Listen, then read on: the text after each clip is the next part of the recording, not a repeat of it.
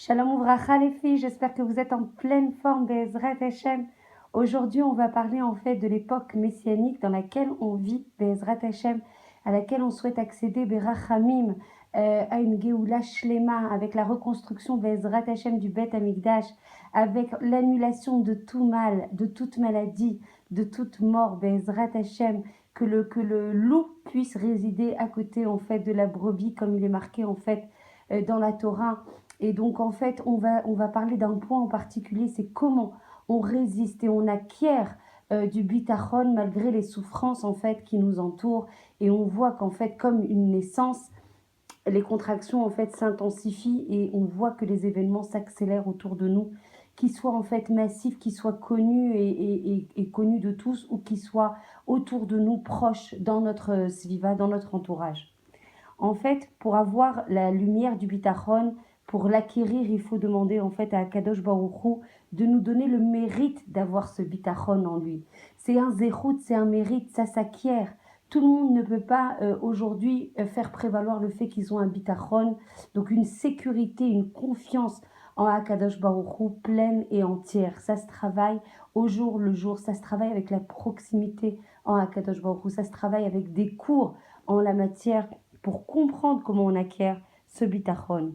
Et grâce à ce bitachon qu'il acquiert au fur et à mesure, et c'est encore une fois un mérite, ça veut dire que ça ne va pas de soi, et ça veut dire qu'il faut demander l'accompagnement d'Akadosh Baruch Hu pour avoir ce bitachon, et bien du coup, il n'est pas saisi de panique lorsqu'il se présente à lui des moments difficiles, quand il se présente à lui des moments qui remuent et justement qui mettent à mal, qui pourraient mettre à mal sa émouna.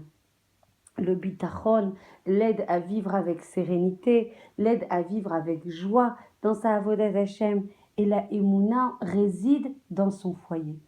Quel que soit son matzav d'ailleurs, qu'il soit spirituel, qu'il soit matériel, quel que soit le matzav dans lequel il va pouvoir en fait vivre sans tension, sans effroi, sans inquiétude. Il n'a pas les symptômes de tout le stress que connaît notre dor, notre génération aujourd'hui. Les médias, les journaux, tout le flux d'informations qui transite en fait dans nos médias sociaux ne l'intéresse pas. Il vit tranquille et confiant sous les ailes en fait de la Shrina, sous les ailes d'Akadosh Baruch Hu. Il marche main dans la main, comme il est écrit dans les Télim par David Amelech, Alav Shalom.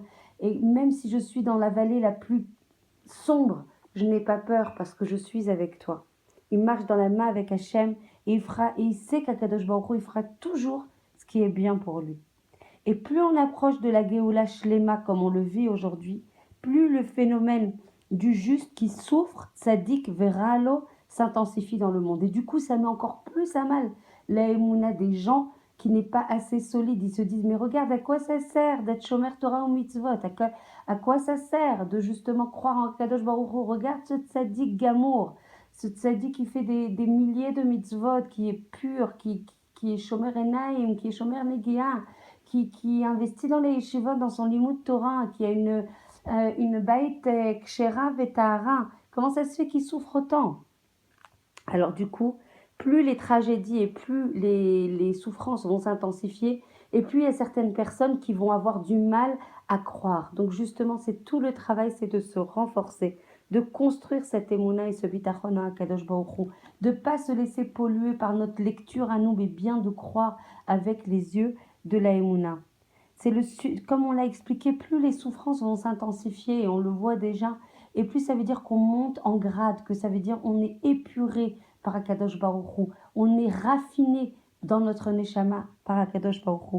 Nous sommes capables de faire preuve aux plus grandes souffrances, aux souffrances les plus difficiles, et de les accepter malgré tout avec joie. Donc c'est sûr que c'est une madrega, c'est une rama gvoa, c'est un niveau en fait qui est haut. Mais il faut savoir que plus on va s'approcher de la Géoula Shlema, et plus Akadosh Baruch Hu va souhaiter, va désirer en fait une relation encore plus exclusive, encore plus pure, encore plus entière, encore plus passionnée avec le Ham Israël. Et quels que soient les événements qui vont nous entourer, quelles que soient les nations qui vont nous menacer, quels que soient les événements qui vont nous mettre dans des situations des fois que l'on ne souhaite évidemment pas, qui vont nous fragiliser, et puis Akadosh Baruch Hu va vouloir en fait qu'on se remette à lui et exclusivement à lui. À mesure que l'obscurité va s'épaissir, c'est écrit dans une Gemara, on doit ressentir qu'on pénètre chaque jour dans les espaces les plus intimes, les plus beaux, les plus exclusifs, les plus VIP, dans notre langage aujourd'hui, les plus privés, les plus sélectionnés possibles. Donc du coup, plus on va passer des épreuves, plus on va être raffiné, plus on va rentrer dans le Kodesh HaKodashim, donc dans le Saint des Saints d'Akadosh Baruch Hu, et vivre exclusivement avec Hachem en lui témoignant tout notre amour et toute notre confiance en lui. Et en fait, la multiplication des souffrances est malheureusement ou heureusement, je ne sais pas comment trop l'exprimer, parce que dans notre dor, dans notre génération, il est très difficile en fait de voir des fois le bien dans la souffrance, mais c'est ça notre objectif. C'est une des conditions de la venue de la Géoula Shlema. Et le Maharal Rav Chaim de Luzzatto, Zecher Tzadik Vekadosh Livracha, il compare ça à la graine qui commence à pousser, et elle ne peut pousser cette graine évidemment que quand elle est enfouie dans la terre, qu'elle a commencé à justement à pourrir totalement dans la terre. De même, la Géoula ne viendra qu'après la désagrégation absolue de l'ordre actuel du monde. Pour que la Géoula Shlema puisse arriver, il faut que tout l'ordre établi dans le monde, le système de pouvoir, le système des valeurs, le système en fait de pilotage en fait du monde, le système en fait de sélection et des valeurs du monde doit se désagréger complètement pour permettre à l'ordre, au seder d'Hachem, aux valeurs d'Akadosh Baruch Hu, de pouvoir s'établir dans le monde. Donc les signes caractéristiques qui précèdent l'arrivée du Mashiach que nos sages ont transmis ne sont pas de simples signes, ce sont des conditions prérequises, ce sont des conditions sine qua non, ce sont des conditions sans lesquelles le Mashiach ne peut pas arriver. Et on le voit, tous les systèmes sécuritaires, tous les systèmes de puissance mondiale sont en train de s'effriter les unes après les autres. Tous les systèmes économiques, qui ne sait pas qu'aujourd'hui on va vivre. Et il est marqué ça dans la Torah noir sur blanc, qu'en fait l'ensemble des puissances économiques mondiales vont se désagréger. L'ensemble des systèmes monétaires vont se désagréger. Donc en fait l'ensemble des ordres qui ont été établis avant vont se désagréger pour permettre l'avènement du Mashiach. L'ensemble des codes sociaux, l'ensemble des codes moraux vont s'effondrer. L'ensemble du mensonge qui règne, l'ensemble du sheker qui règne en fait dans notre monde va se désagréger afin que justement la lumière puisse jaillir de cette désagrégation et pouvoir justement illuminer le monde avec la lumière d'Akadosh Baruch Hu.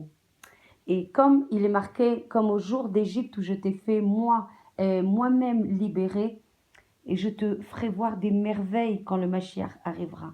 Et c'est exactement la même situation, et c'est pour ça qu'on rappelle tout le temps la sortie de Mitzrayim, parce qu'Akadosh Baruch Hu, bien sûr, il va utiliser la lumière et la puissance du Mashiach pour faire régner le nouvel ordre dans le monde. Mais Akadosh Baruch Hu, on accédera à sa lumière, et de la même façon qu'il nous a fait sortir d'Égypte, Bezrat Hashem, de la même façon, il nous libérera comme au bord de la mer Rouge. Qu'est-ce qui s'est passé au bord de la mer Rouge? Il y a eu une épreuve de Emouna énorme, énorme, grandiose. La mer, quand les Bnei Israël ils se sont approchés de la mer Rouge, la mer, elle s'est pas ouverte tout de suite. Il a fallu qu'ils fassent les premiers pas dans la mer pour que la mer s'ouvre. On est exactement dans la même situation.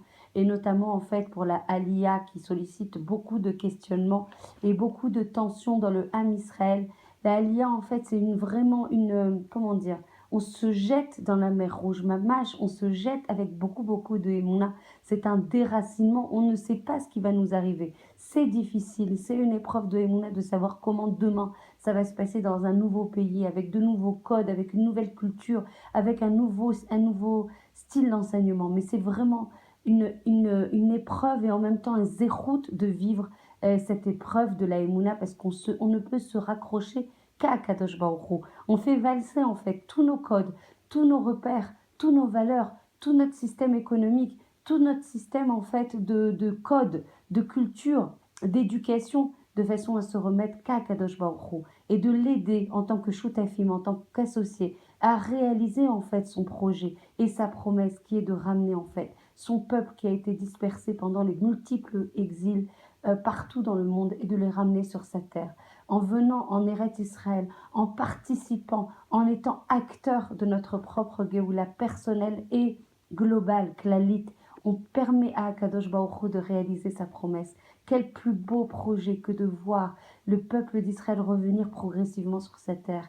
Quel plus grand signe de la Géoula que de voir des enfants jouer en fait dans les parcs. Quel plus grand signe que de voir les smachot et se multiplier sur la terre d'Israël. Quel plus grand signe de voir que le monde du sheker, le monde du mensonge est en train de s'effondrer et les puissances qui ont fait autant de mal au peuple d'Israël s'effondrer, même si on ne souhaite pas les souffrances, parce que nous, on n'est pas un peuple de haine, on voit la main d'Akadosh Baruch Hu s'exercer avec beaucoup de justice.